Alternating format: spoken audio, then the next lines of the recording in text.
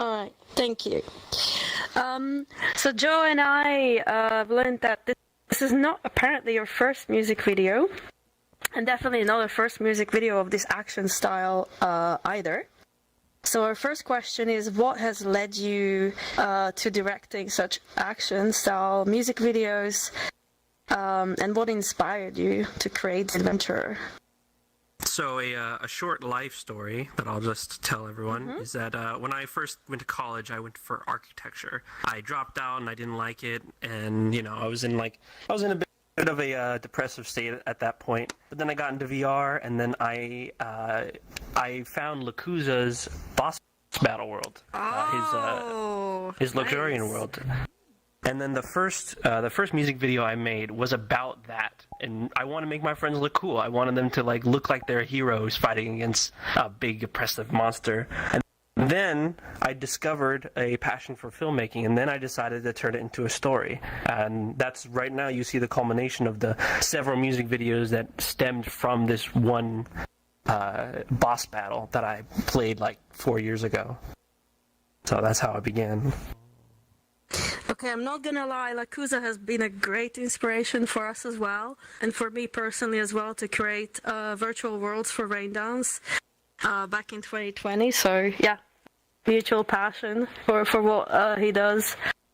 We're also curious about your approach crafting each scene. Joe says that he remembers that last time you guys spoke, you discussed listening to the song and adventuring across different worlds to find relative themes. So we'd like to hear a bit more about your approach finding space and composition too.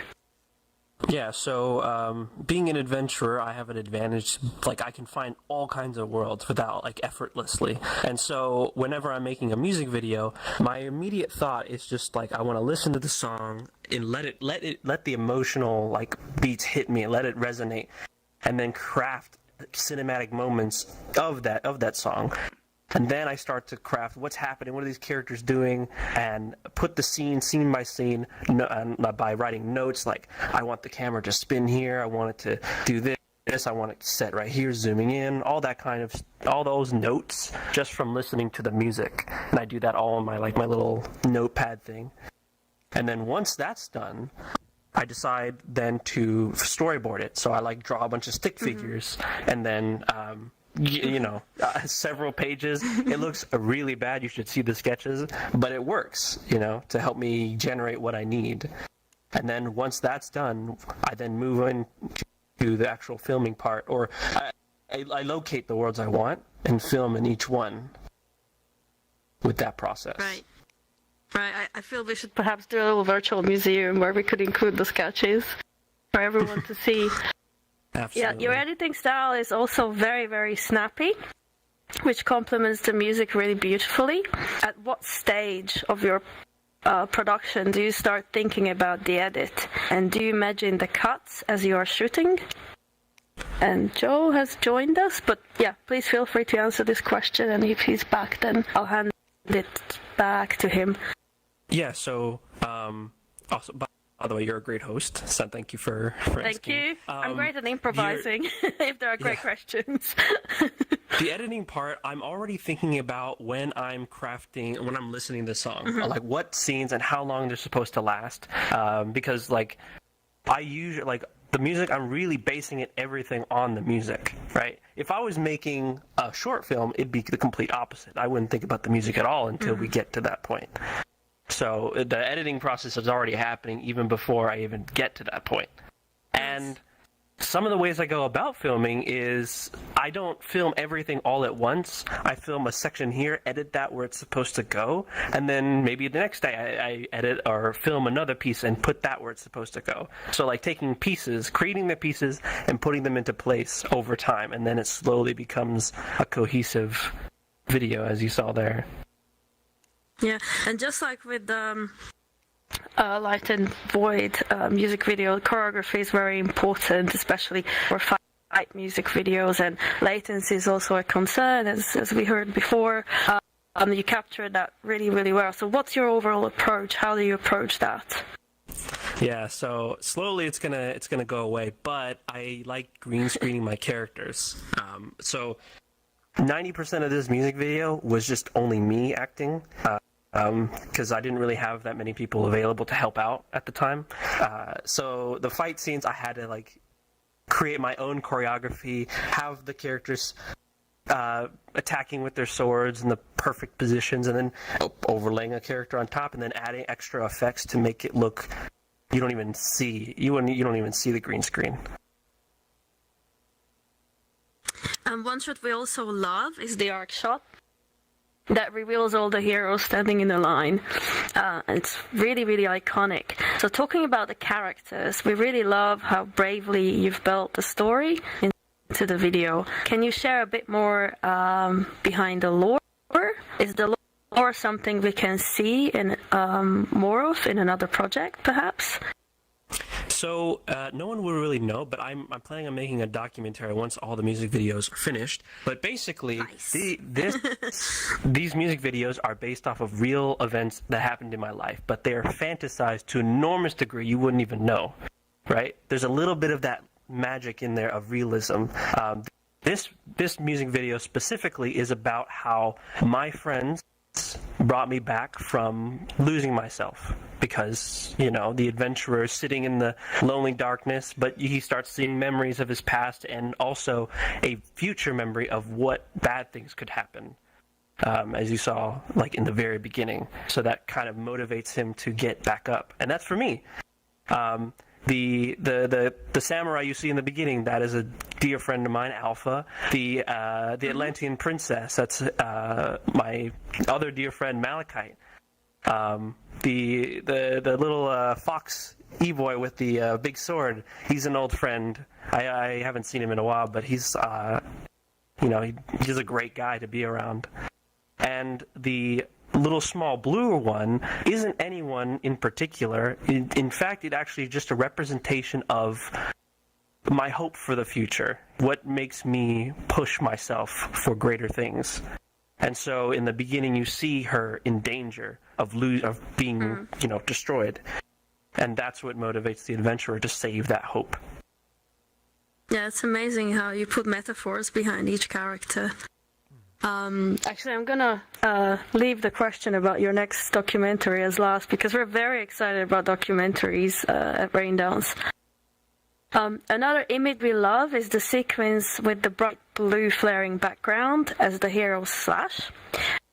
We presume that perhaps was a green screen, as you mentioned. Also, were they all you? And we're also curious how much of the project was performed by yourself. So yeah, there's a lot of green screen that happens. 90% of the video is literally just me. So even when you see 4 characters on screen, like that's still me. I had to do that much work. My PC does not like me rendering that much.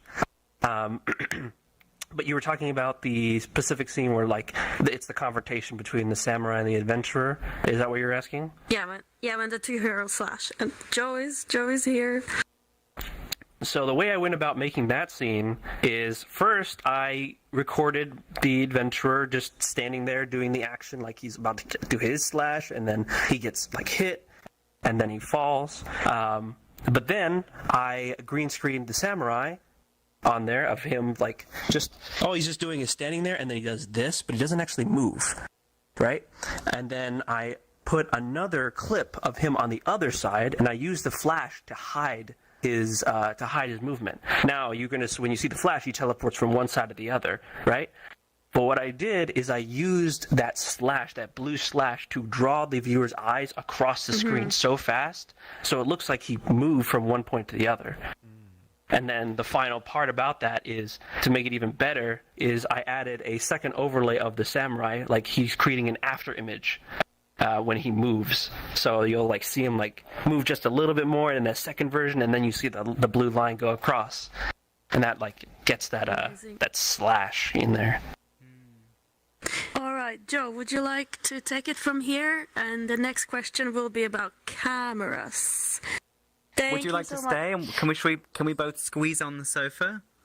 Should we both squeeze on? Or you take the director co-host? chair, and I can be here. Thank you. I think we can both squeeze on. Very, very, very comfortable sofa. Feels familiar. A couple of days ago, we shot an interview here with Madame Kano. That's very true. I apologize for my late interruption, but I don't want to interrupt anymore. Let's continue this conversation. I was so inspired about the kind of deeper thoughts behind the video, and that makes the kind of end quote so much more powerful than I realized. I love that you brought some realism and your own story into it. So that's just a point that I'm so excited to hear. But yes, continuing the conversation, I want to talk about camera. One particular technique that you use, which I think is really hard to achieve in VR chat filmmaking and in filmmaking in general, is the extreme close-ups. You have these amazing extreme close-ups on eyes, but they feel really weighty and powerful in this video, and I think it's because you choreographed such good movement, and it feels like there's motivation behind the extreme close-ups, which is really well done. And I don't know if I have a question attached to that, but I just wanted to say that as an appreciation. Well, I can answer a little bit about it. I would love to hear talk a little bit. So the acting parts is whenever I'm in that, I'm really getting into it, right? Whenever I'm moving, it's always with intention. That is something I'm very particular about. Like, even my characters, you'll have like this sometimes where your characters are going to be, your arms are down like this. I always make it a point to always broaden my shoulders, depending on the character. Very intentional movements. And the eyes, that's a really tough thing sometimes because my character's eyes go one side or the other, so then I have to get another take to get them to look at the camera. Sometimes I might even just do a bunch of editing to make the eyes look straight at the camera. It takes a while, but that's something I do. Yeah, I was really curious about your experience doing different takes to get the eyes in the right position. Whenever I'm trying to take a selfie, and I think a lot of people in VR can relate to this, your eyes are constantly darting around. You just want them to look at the camera, and it's the one thing that they're not looking at. But you accomplished it really well. I know that quite well from group pictures, don't we? Oh, yes, we do, yes.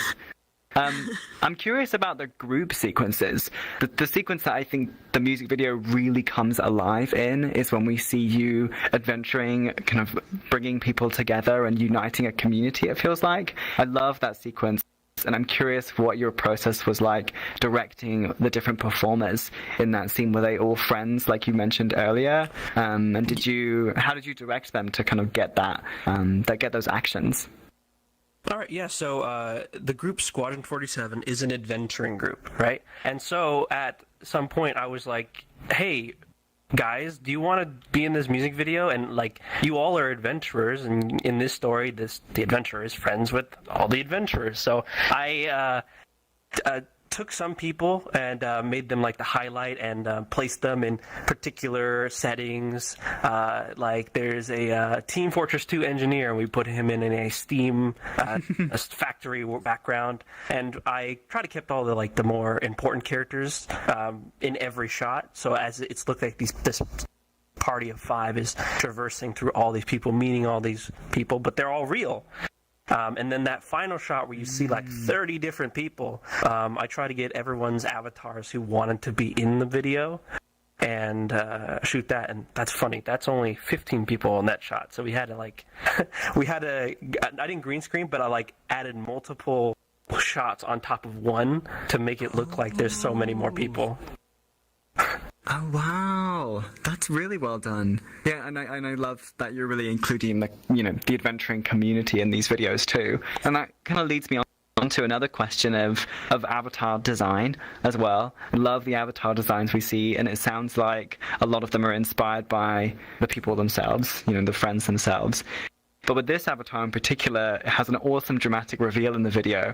Was this avatar something that you tweaked for the purpose of the video, or was this video more of a way to showcase your favorite avatars?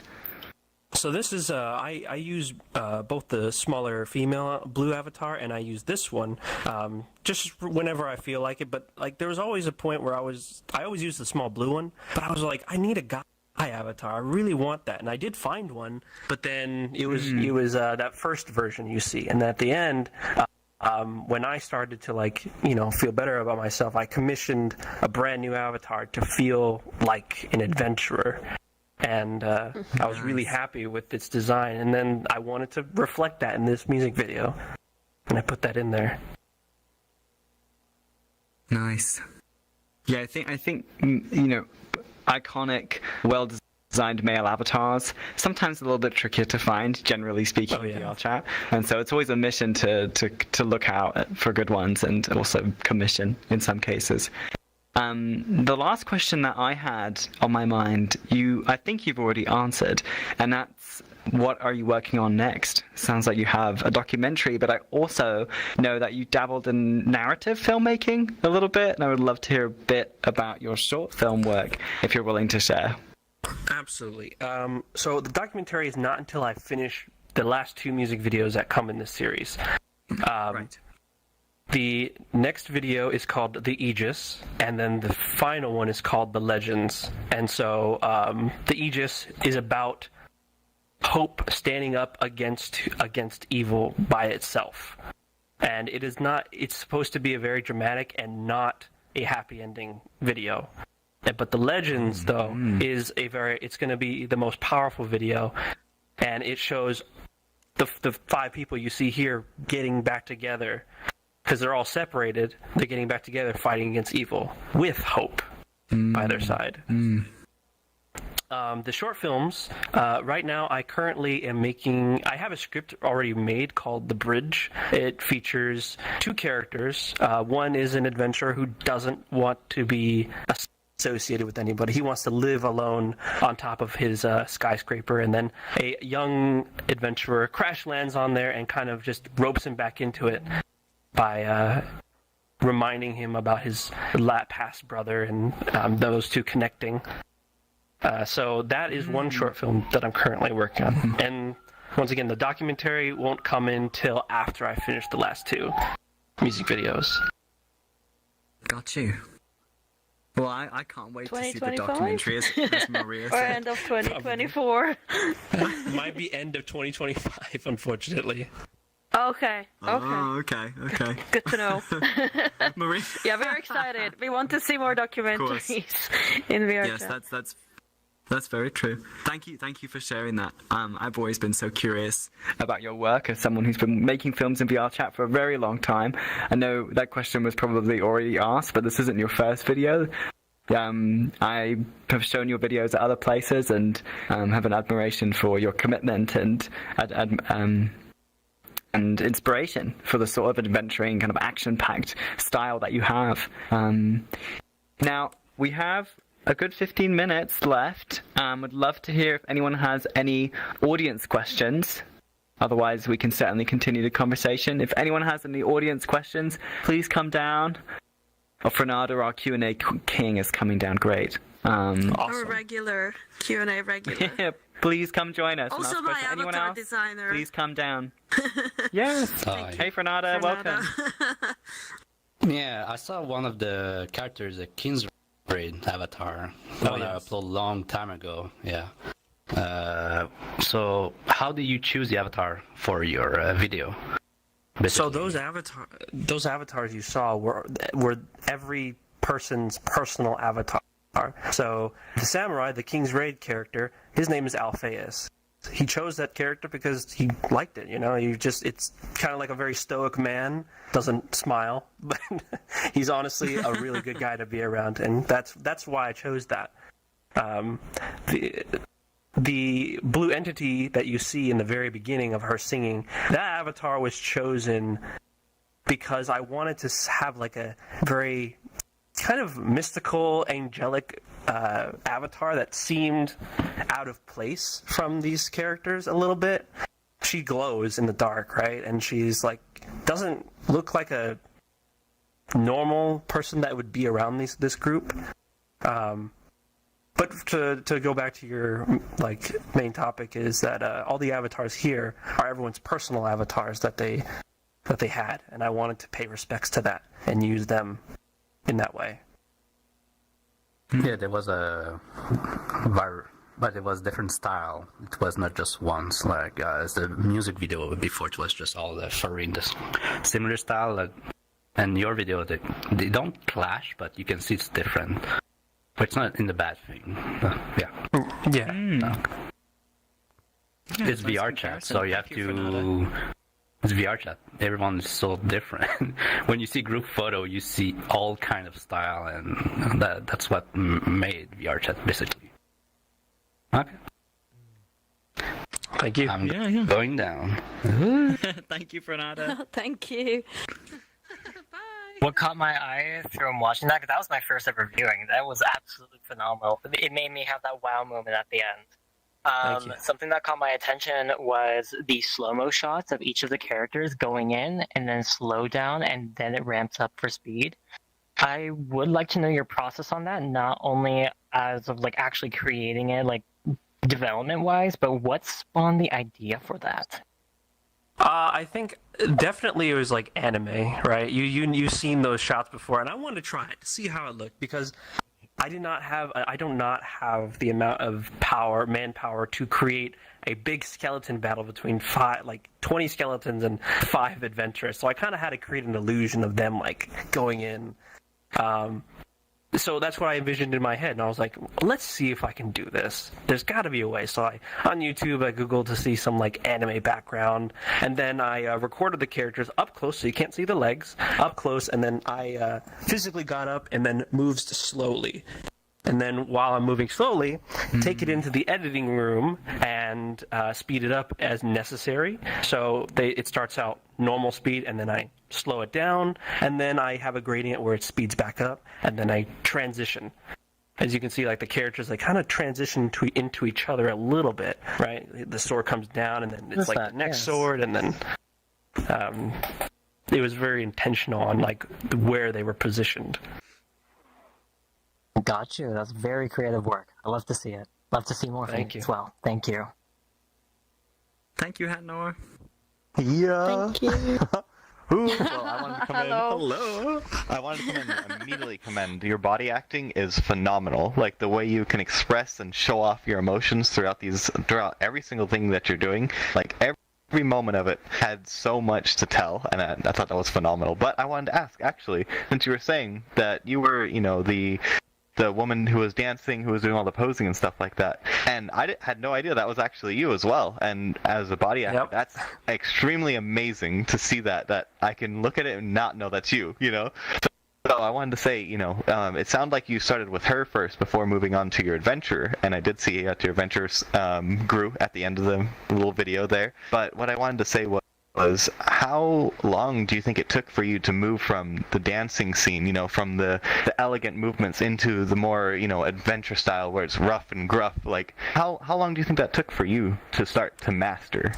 Mm-hmm. Well, like, are you talking about like my whole career as a filmmaker? Yes. Okay, yeah. Mm-hmm. So, yes.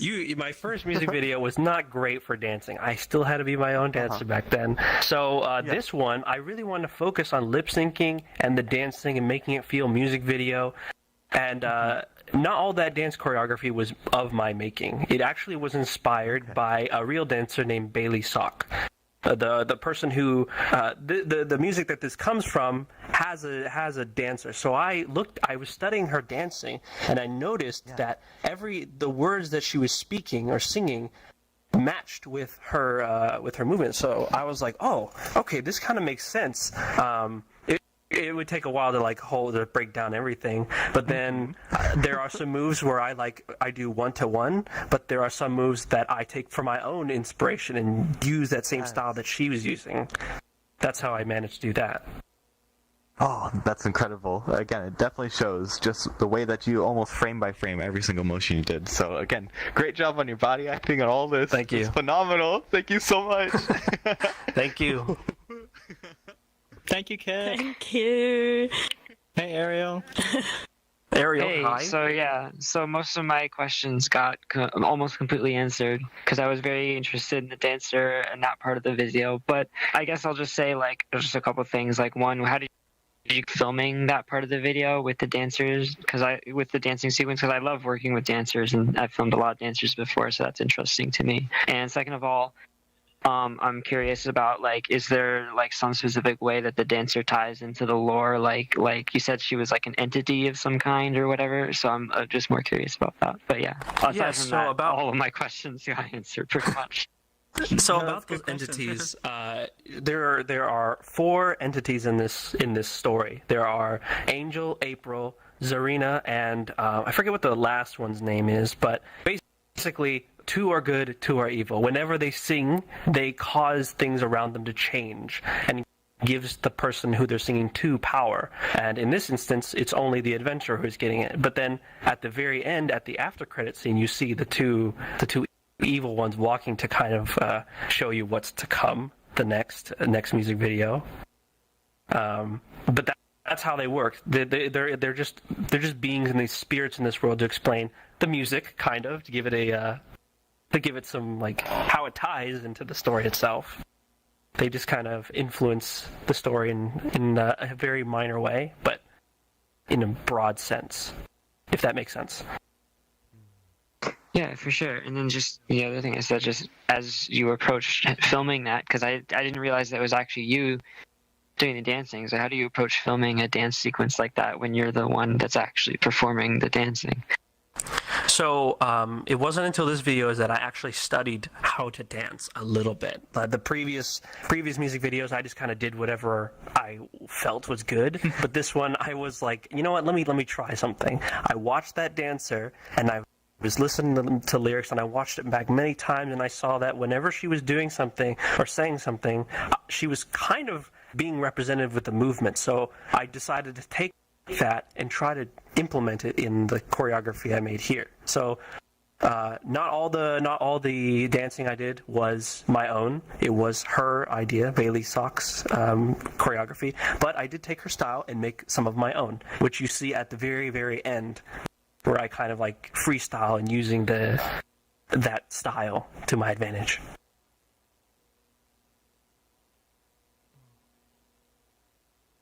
Are you muted right now? Sorry. There you go. Yeah, I just mean, like, did you mostly just use like static camera angles basically to like pin up the camera? Oh yeah. To dance in front of it. Okay. Yeah, I had to use a lot of static camera angles so I could, like, because I didn't have anybody to film for me, so I kind of had to play around a little bit. I did though give myself artificial camera movement, so I set the camera a little bit of distance away, and in post-processing, or the post-process, at the end, the editing, I have it zoom in just a little bit to give it like that, a little bit of movement, and it feels better on the eye when that happens. Well, it looks great. Did a great job. I didn't realize it was you dancing. Good job. Thank you. And a great video. Thanks for sharing. Thank you very much. Thank you, Ariel. I want to kind of piggyback off Ariel's comment too, and just say the angles that you have to complement your dancing are so much fun and bring so much energy to your performance as well. Like, we've got high angle, low angle, the kind of like tilt, and it's all, every time we cut to this character, it feels really energetic and exciting. And so I think the choice of angles, the choice of crop as well, the choice of the lens has really complemented your dance as well. And you can dance. So well done for learning. Yeah, but I just wanted to kind of compliment your choice of angles too. I feel we can wrap up there. Actually, Maria, you asked a beautiful question to Astral at the end, and I would love to extend this question for you as well, that if someone's been making music videos for a long time, do you have any words of wisdom or advice to give for other people who are starting out or wanting to make music videos or films in general? Would love to give you the opportunity to share any thoughts there as well. I'd say let your heart guide you when you're making a story, when you're making a music video. This video comes from my heart, right?